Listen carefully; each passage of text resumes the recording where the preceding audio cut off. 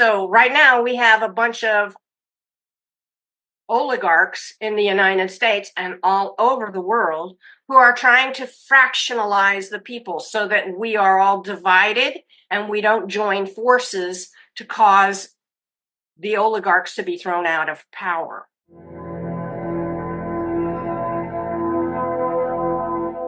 My name is Colleen Callahan. Have always been aware that I have a guide that is with me from the time I was 5 years old. But almost everybody in my family said that he was just an imaginary friend. So at the age of 15, I set him aside and I became an empiricist. I wanted everything to be based in science, what I could measure and see. Then at the age of 20, because all of the magic kind of drained out of my life after I stopped believing in my guide, I had become very rash. I would do kind of wild, inadvisable things. And I went out horseback riding with a friend of mine. And there were two horses, and we caught the first one easily enough because she liked people. But the second one was a stallion, and he didn't want to be ridden. And I had forgotten to bring the grain. So I thought I could ride the mare who was very maneuverable. She was a barrel mare. And I thought I could ride her to chase him the stallion into a smaller paddock where we could catch him. Now, my guide never went away. He was always there. And he told me this wasn't a great idea, that it was dangerous to try this. But I was young. I was only 20. I thought I was made of rubber. There was very little I was afraid of. And so I was astride that mare and we were running pretty hard. And I was standing in the stirrups with my face down close to her neck. And all of a sudden, everything slipped into slow motion, and I saw the stallion's rump rising, and I heard my guide, whose name is Michael, say, "He's kicking," not with words, but with an understanding. And I said, "So what? He can't get me up here." Boy, was I wrong. So I'm seeing the hoof coming towards my face because my face is on the right side of the mare's neck and his back right hoof is coming towards me. And all of a sudden I'm rolling left. Before the impact, I left my body and I went about, 100, maybe 125 feet away. And I turned around and I watched as in very, very slow motion, my head snapped back, my arms and hands flopped back, letting go. And the mare I was riding ran out from underneath my body. And the body fell over backwards onto her rump and flopped a few times. And then it went over and landed on its head, neck, and right shoulder. Then the hips hit and then the legs hit and dust flew up very slow motion. And suddenly I was in a lustrous vast and I felt perfect. I felt really good. And I also felt my own perfection, the way I had been created. Anyway, so I said to myself, I'm perfect. Nothing can ever hurt me again. And then I became aware of my guide's presence when he said, nothing could have ever hurt you to begin with. You're an eternal being. Now, before I go on, let me just say a little bit about the lustrous vast where I was. It was like velvet. And it had a sheen like gasoline on water in the sunshine. And it was very benevolent. Although it was dark, I had a wonderful feeling. So my guide tells me I'm an eternal being who couldn't have ever been hurt to begin with. And it's funny that in the lustrous vast, for me, I could taste truth, not like you taste with your mouth, but it's similar. It's like you just know that you know that you know. And when he said this to me, I knew right away that he was telling the truth. So I said, that being so, and I can tell it is, I can taste it. Why was it all so scary? And he said, well, it was scary because you believed you could suffer loss and die. But that was necessary to intensify the experience because had you not had that intensity of immersion in the experience, you wouldn't have done what you went there to do and you wouldn't have learned what you went there to learn. And I said, well, I don't remember what that was. Tell me what it is. And he said, you went to summon your will. And I was like, what? I went through all of that suffering just to find out what I wanted? And he said, no, you misunderstand what I mean by the will. I must show you. So suddenly I was an 18-month-old baby again. My mother had put the first pair of new shoes on my feet, and I was laying on the floor screaming, kicking, crying because I didn't know what they were.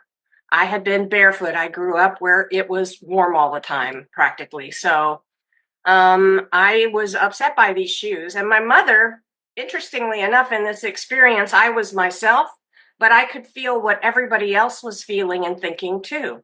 So I had what was holy perception. I knew how everyone felt. So my mother was thinking, basically, my poor baby, she needs shoes for her feet. And we were a poor family, and she had saved the money to get these shoes for me. And she had been hoping I would be happy about the shoes. And so she was a little disappointed because I was not happy at all.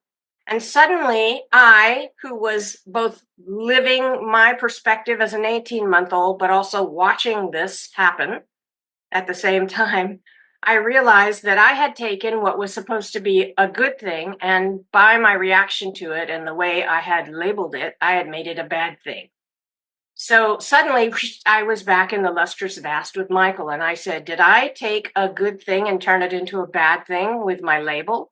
And he said, yes, you did. That's exactly what you did. And then suddenly I was a 5-year-old again, and I was wrestling with my granduncle who had an unhealthy fascination with little girls. Let's just put it that way.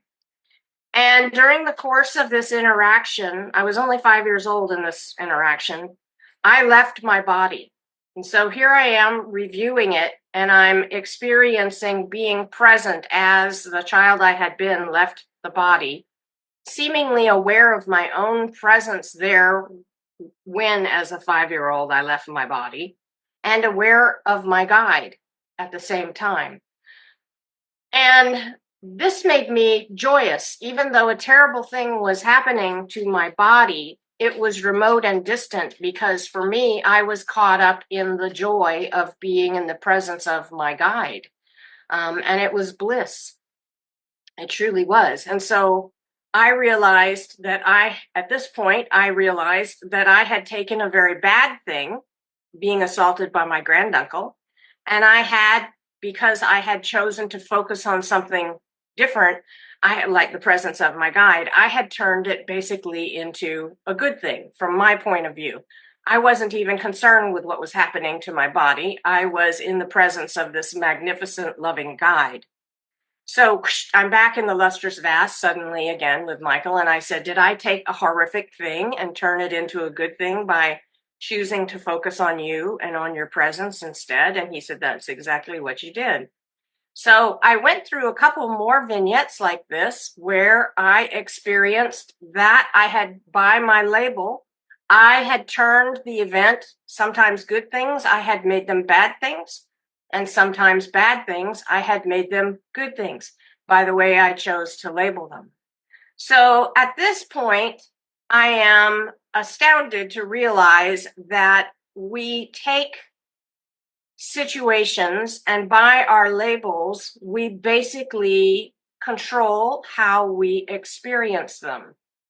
And we usually do it unconsciously. And I saw that the world, which is meant to be a series of experiences that bless us by increasing our sentience and our knowledge, the world is basically not at all what we experience. What we experience is what we say to ourselves about the world.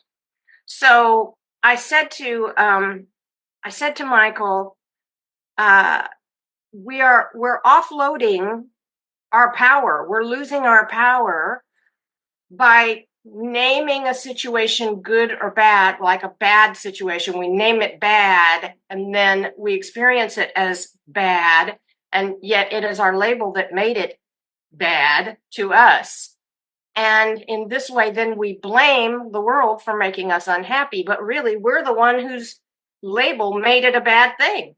So this was very funny from that side of the abyss, because we're godlings and none of this can actually happen to us. So it is the power of our labels that determines our situation, or the way we perceive it. So we're disavowing our power by the power in our vow.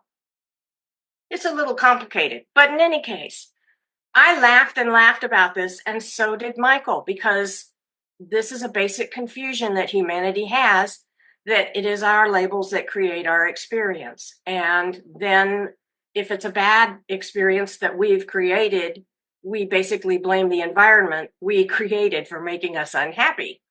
So then I realized that it's the cause of all the suffering in the world, that we're doing this unconsciously rather than consciously choosing how we experience situations. We're doing it unconsciously, and it's the source of all suffering. And I began to weep, and so did Michael. So we wept and wept for a little while. And then I said to him, "This is all so clear. It makes so much sense. I must be dying. Am I dying?"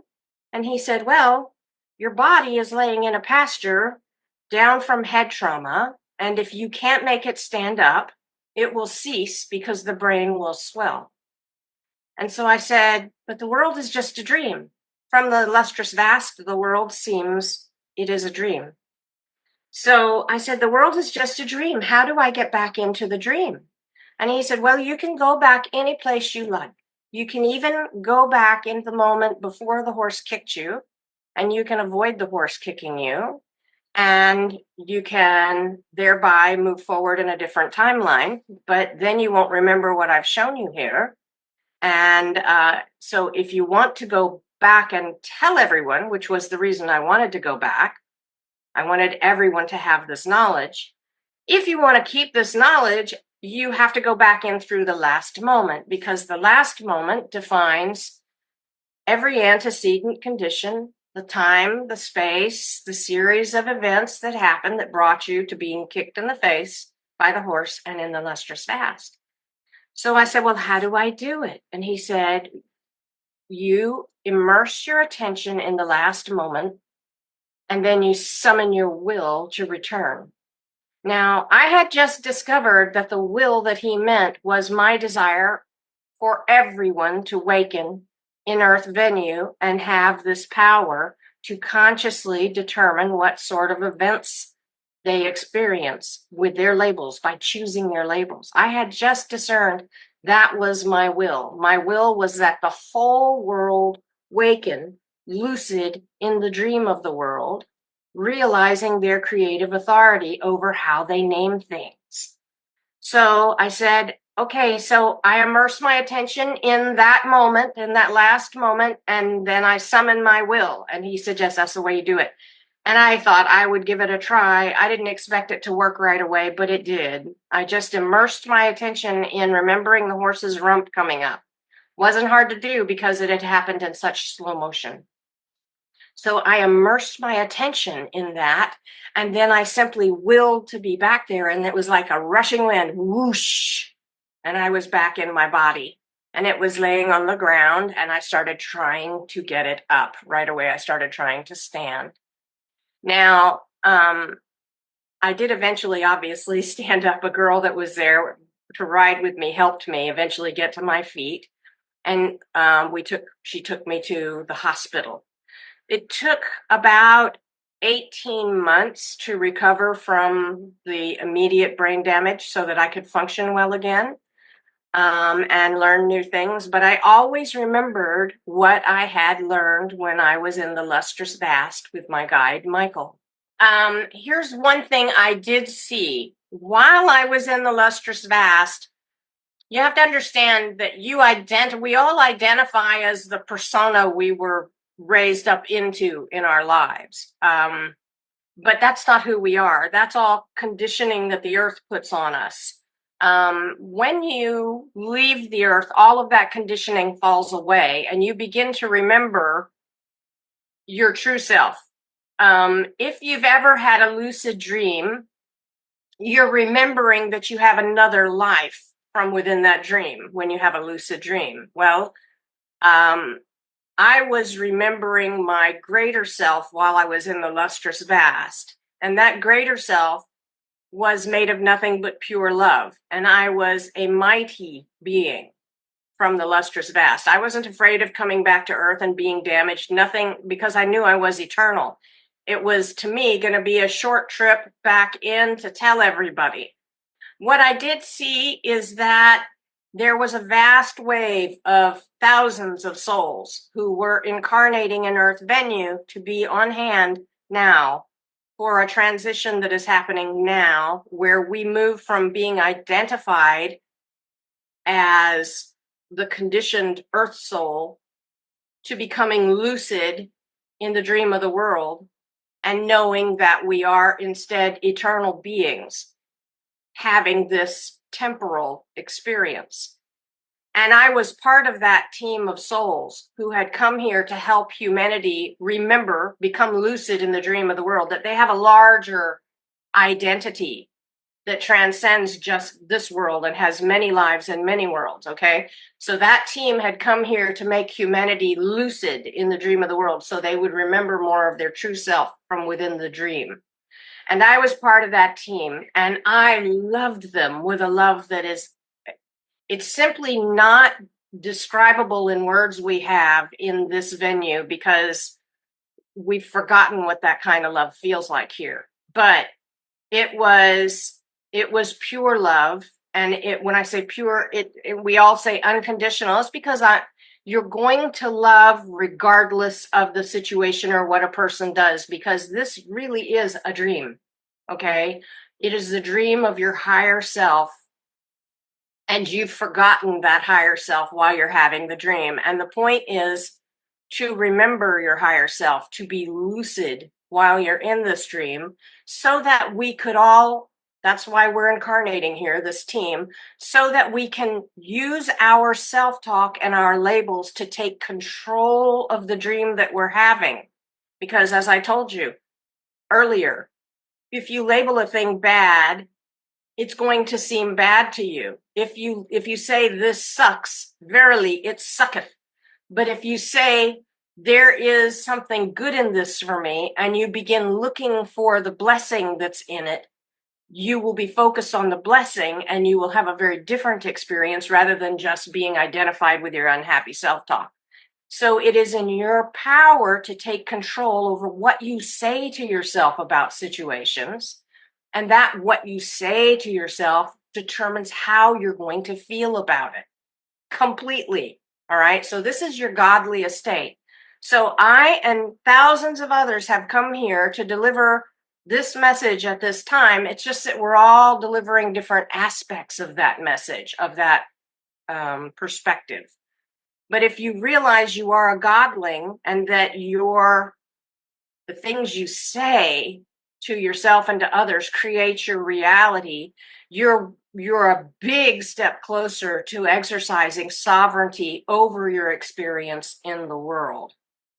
Humanity presently is being polarized by being encouraged to identify with their self-talk, their stories of being hard done by. They are being told that their grievances are justified and that their anger is justified. And the anger might be understandable, but it's not helpful. And the victim stories, a lot of times people think, well, if I don't have my story of being a victim, these things really did happen to me. I was sexually assaulted at the age of 5. Okay. I understand the whole, this really did happen to me and it's a big deal and it shouldn't have happened. And I understand that, but none of that self-talk ever did me any good. Instead, I was enslaved to it. Okay. What set me free was realizing I had the ability to look for the blessings in things. Well, people say, how can there be a blessing in such a horrific event? Well, I left my body and my guide was there, and I realized, wow, not only am I not my body while I was being assaulted, I'm not my body. I have this magnificent guide with me who loves me perfectly and unconditionally. So I was focused on that instead of what was happening to my body at the time. So you see in this, there is a great power by where you put your attention and what you say to yourself to take authority over your experience. Right now, humanity is being encouraged by our leaders to fall deeply asleep and unconscious in our self-talk, our stories about being victims, about being hard done by, about, our grievances. None of those stories, none of that self-talk is helping us. In fact, it is making us angry with each other as though my next door neighbor is my problem when they are not my problem. They haven't done anything to me, but they are a different political persuasion than me. They want what's best for the country just as I do. We simply disagree on what it is. And it used to be in the United States that Democrats and Republicans had cookouts together on Sunday. We watched football together. We had, we were neighbors. We helped each other. Okay, yes, we disagreed politically, but we were still neighbors. We loved each other. We helped each other. Okay, that used to be the way it was. But when people that have power and influence and money are getting ready to take advantage of a population of people, what they do is they split those people against one another. They make those people, the neighbors, angry with each other so that they are busy fighting each other and they don't turn on the people who are actually causing the hardships, the people that are in charge. So right now we have a bunch of oligarchs in the United States and all over the world who are trying to fractionalize the people so that we are all divided and we don't join forces to cause the oligarchs to be thrown out of power. All right. So this is what the oligarchs are doing. They're telling us, yes, your self-talk, your anger, your bad story, your grievances, they're all justified. And they may be justified and understandable, but they're not helpful. The new systems will be designed lucidly in order to keep people in their clarity. We will discover in the course of becoming lucid in the dream of the world, we will discover the cost of being unconscious in our self-talk. We will have lived through it. We'll look back and we'll say, oh my God, look at all the fighting, look at all the loss, look at all the death, look at all the sadness that was caused when we allowed those people, those leaders, to talk us into hating each other and fearing each other. We will see that and we'll realize that if we take control and stay lucid, take control of our self-talk and stay lucid as consciousness itself, conscious of itself, we'll realize that in that power is the opportunity for global peace. Okay? In that alone is the opportunity for global peace.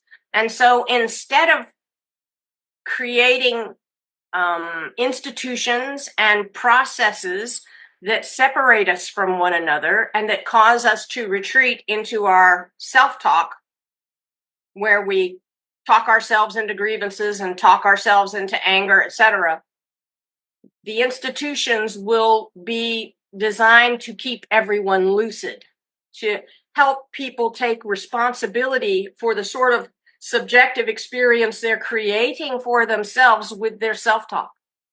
That way, we stay at peace. People will not say, or they may say it, you make me so angry, and they'll be told, no, the situation isn't making you angry. I'm not making you angry. What you're saying to yourself about the situation is making you angry. Okay, so we'll put the responsibility back on the person for how they speak to themselves about other people and about situations. And once they see that they have the power to bring themselves joy or consciously or unconsciously despair, people will generally choose to empower themselves and choose joy. So I think that the new systems that will be designed to foster much more a sense of individual responsibility for the subjective experience you create for yourself with your words. And the new systems will be designed to make people feel less alone and isolated, because the only way we get to where we're losing our lucidity and our self-talk is if we are isolated. Right now, the bubbling inputs, where people only hang out online with crowds of people who think just like they do.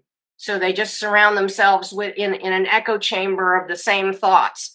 They don't talk to people who have a different point of view. They don't listen to people who have a different point of view. They don't want to hear another point of view. They want to be in their point of view. Okay. This fragments the society and it causes it to break down. The cell phones that we're all immersing ourselves in all the time causes us to communicate face to face less than we did before. And so there's less genuine feeling of rapport, less of a feeling of mutual support and understanding and respect. So in the future, we will design new institutions and new ways of doing things that bring people together and have people talk more to each other and listen more to each other without fear and without anger, realizing that the other person is trying to help you stay lucid, trying to help you stay in your godly estate, and choosing the self-talk that makes you happy, choosing the self-talk that makes you healthy. Okay. So these are the changes that will come, but it will come because we will look back and see how allowing the society to become fragmented caused great upheaval and loss and suffering. But it appears to be that's what humanity seems to need to go through. Even now, I know there are going to be people that listen to my video. I've experienced it before. They'll listen to this and they'll say, well, how could you take anything good out of that bad situation? And no, I just insist. It's a horrible thing and there's nothing good in it. Well, if that's the way you think, that's the experience you're going to create for yourself. And until you open yourself to the idea that you are a godling and you have the capacity to decide that there are blessings in things. And I don't think anybody out there has failed to notice that if you wait long enough with an open mind, that you'll see that something that you went through that seemed entirely bad while you were going through it, downstream in the timeline, had some good benefit for you, something that you learned from it, some way that it actually benefited you in the long run. And what I'm saying is, if the backyard of your life is full of steaming piles of horse poo, it's a sure sign of ponies. Look for the ponies. Instead of going, oh my God, look at all these troubles. Look for the ponies right away. Start looking. Put yourself in that headspace. My job is to actually help humanity for as long as I am here. And so as long as I am here, I'm going to constantly remind people that their angry, grievance-filled self-talk is making them miserable, and then they blame the world that they made a miserable place with their miserable self-talk. They blame the world for making them miserable. So it's kind of funny, but it's kind of sad at the same time, because we have much more power than we're being led to believe we have. We're being distracted away from our inherent godly estate so that we're more easily controlled. If people understood what I'm trying to give them, they would no longer be controllable. Not only would they not be controllable, but they would be free. Happiness, as long as you're identified with your self-talk, instead of as the consciousness who chooses the self-talk. Your happiness is contingent upon your situation, as long as you are in unconscious identification with your stories, your self-talk. Okay, your happiness is dependent on your situation. But at the moment you awaken to your godly estate and realize that you have the power by choosing your self-talk to choose your experience, your joy becomes constantly accessible. Your joy becomes the way you live because you are in experience of your godly estate and you know what you are and you can't be controlled and you're free from circumstances dictating how you feel. You're no longer a hostage to the situation because you're the one who chooses what it means to you and what you take out of it. You can connect with me at my YouTube channel, which is the usual www.youtube.com/@Imagifestor1. And that's spelled IMAGIFESTOR and then the number 1.